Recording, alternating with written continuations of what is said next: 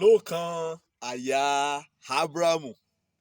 Ibi kí Jésù ti mẹ́nu bà ọ̀rọ̀ ọ̀ọ́kàn àyà Ábúráhámù, ó jẹ́ ibi kan jẹ́ pé ó yanilẹ́nu torí ọ̀nì gan kò sọ jáde lẹ́nu rẹ̀, ọ̀nì kè nínú ọ̀nì kò ṣàwárí, ọ̀nì kò ṣàkíyèsí ọ̀ọ́kàn àyà Ábúráhámù, ọ̀nì kè nínú ìṣòro, kè nínú wàhálà, kè nínú payín keke, kè nínú ná. Òun ni ọkùnrin ni wọ́n pè ní ọlọ́rọ̀. Wà á ti gbọ́ ìtàn ọlọ́rọ̀, wà á dẹ̀ gbọ́ ìtàn Lásárù. Èsì kan tá mẹ́nu bà kan nínú ran kò á mẹ́nu bà ọ̀nì kejì.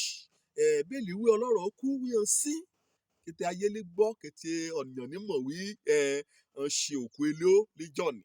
Ṣùgbọ́n Lásárù kú, ó ṣeéṣe kàn mọ̀ kàn rí pósí kan mú sí, kàn ráṣọ kan yí mọ́. Síbẹ̀síbẹ̀ bẹ́ẹ̀ni wí ìhàn áńgẹ́lì jákun á o, kọ́ bá o Lúùkù orí 16 ẹsẹ̀ 23 àti 27 àbí 25. Wà á rí ìtàn níbẹ̀ pé ìhàn áńgẹ́lì jákun wá, jákun gbé òkú Lásárù lọ síbi sẹ́yìn, gbé lọ sí ọ̀ọ́kàn àyà Ábúráhámù.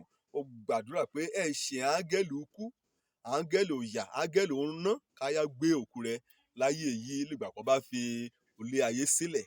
Tí wọ́n rí ọ̀ọ́kàn àyà Ábúráhámù ni, ó ṣò tọ́ka sí kùá ọ wí lẹ́yìn ayé o, lẹ́yìn ikú o, ayé kan ti yà.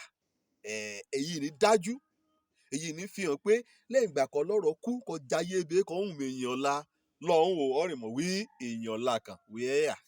Ayé kò náà jẹ lé ní, ayé fàmílétè kí n tutọ́, ayé àlùmọ́ra, ọkàn òrùn kété rẹ̀ mọ́ra, wọ́n tọ́ ẹ̀bẹ̀ṣẹ̀ wẹ́wẹ́ nínú rẹ̀, wọ́n kàn àjẹbárùn ìṣekúṣe òwàkúwà.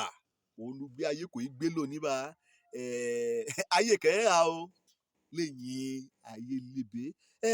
Kí Lásárù gan kẹ́kàn ṣe ní ọ̀ọ́kàn àyà Ábúráhámù. Kọ́ bá sọ̀rọ̀ ọ̀ọ́kàn àyà, ó túmọ̀ sí ibi ààbò, ibi kọ̀ọ̀kan ni wọ́n ti balẹ̀. Fún àpẹẹrẹ bá èmi gẹ́gẹ́ bí dádì kí mi jòkó sí pálọ̀. Ọ̀nì kejì mi náà kẹ́rẹ̀ àbọ̀ ládùúgbòrò, ọ̀lẹ́tọ́ ló gbà múrìn láti jòkó sí ọ̀dọ̀ mi kí gbórí rẹ̀ sí àyà mi. Bẹ́ẹ̀ náà ni ọmọ tèmi àbí ọmọ ọ̀yà mi náà ọ̀lẹ́tọ́ láti yá gbórí gbogbo gbà múrìn wí ìhà dádì ìjòwú lọ́pọ̀lọpọ̀. Torí pé wà á rí ọmọ nì, àjákun lọ sọ́dọ̀ ìyéran, àjákun gbórí lé àyà rẹ̀. Lógbà kí a gan ti retí pé ṣé jíjẹ́ ti ṣe tán ni, lọ ẹ̀tọ́ ti gbé sórí gáàsì, ti gbé sórí iná, àjákun gbórí láyà ìyéran. Ibẹ̀ ni ibi ààbò, ibi òfẹ́, ibi kọ̀ọ̀kan nìyẹn ti balẹ̀. Òun ni ọ̀rọ̀ ọ̀ọ́kàn àyà Ábúráhámù òun ní dálé lórí, òun ní ṣàfihàn rẹ̀. Ó mú wa wípé lẹ́yìn ayé o, ìpèsè ibi ìsinmi kan àkíyàn ọmọlẹ́yìn Kristi Jésù. Pé ibi kẹ́yà kan jẹ́ pé ọ̀nìyàn tí ó ayayọ̀ kó òun àti Ọlọ́run àti àyànfẹ́ ọ̀nìyàn mímọ́ ká sọ̀rọ̀ ọ̀fẹ́, ká tàkùrọ̀sọ, ká sọ̀rọ̀ orin ìṣẹ́gun nǹkan ti ṣẹlẹ̀ sẹ́yìn. Ó jẹ́ ibi kan jẹ́ pé àlàáfíà ẹ̀yà, ó jẹ́ ibi kan jẹ́ pé òdàpọ̀ ẹ̀yà ọ̀ọ́kàn àyà Ábúráhámù. Ibẹ̀ ilé ẹ̀kọ́ alépa gẹ́gẹ́ bí ọlẹ́ ìgbàgbọ́. Bí paradíṣe ni, ibẹ̀ ilé ẹ̀kọ́ òǹgbẹ rẹ̀ líkété ò gbà. Torí pé kó bá máyé rẹ̀ kí Jésù lóní kò lè gbé ògbé ayé òwà bí Ọlọ́run. Kó bá kàn kú líbe, kàn mọ́ láyé líbe. Bí ìtàn Lásárù kan òtòṣì ni, kàn mọ́ líbe.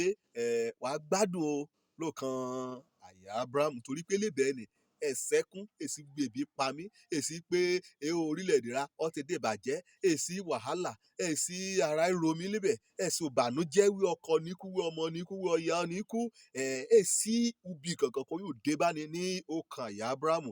Èsì pé ọ̀ǹgbẹ́lẹ́ gbẹmí o. Ibẹ̀ ni yàtọ̀ sí òkú kí ọlọ́rọ̀ àkọ́tí ìjòyà. Ẹ̀sùn ìyà kankan lọ́ọ̀kàn àyà Ábúráhámù. Èsì pé ọ̀yàn ń ṣàìsàn, èsì pé ọ̀nfàmì sí lọ́ra, èsì pé ọ̀rá ọ̀nìyàn kan balẹ̀ níbẹ̀. Ó jẹ́ ibi ògbádùn, ògbáládùn ayérayé. Ibẹ̀ ni yẹ kí ọ lè gbàgbọ́ ti májẹ̀mú tuntun.